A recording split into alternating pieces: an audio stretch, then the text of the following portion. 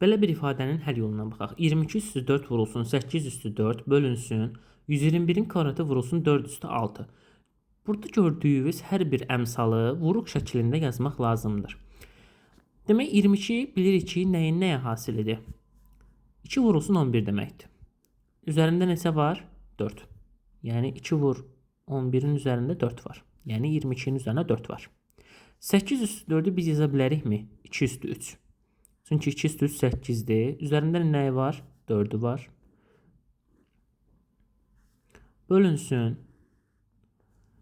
121 bilirik ki, 11'in kvadratıdır. 11'in kvadratının üzərində bir dənə də 2'si var. Bir dənə də 2. Vurulsun. 4'ü də yaza bilərik 2'nin kvadratı. Üzərində də var 6. Yadınızda saxlayın. Hər zaman əgər ortada 2 dənə vurma varsa və 2 dənə ifadə bir-birinə vurulub üzərində qüvvət varsa, bu qüvvət mötərizənin içərisində olan hər biri də vurulur. Yəni 2 üstü 4 vurulsun 11 üstü 4. Yəni 2 üstü 4 vur 11 üstü 4.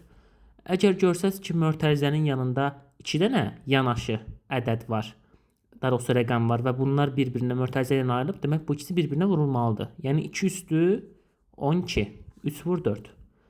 Yəni 2 üstü 12 bölünsün. Yenə eyni qayda ilə bu ikisi bir-birinə vurulacaq. 11 üstü 4 vurulsun. 2 üstü 2 ilə altda bir-birinə vurulacaq, eləyəcək 12. Burada 2 üstü 12 ilə 2 üstü 12 gedir. 11 üstü 4 ilə 11 üstü 4 gedir. Qalır 2 üstü 4. 2 üstü 4 də eləyir 16.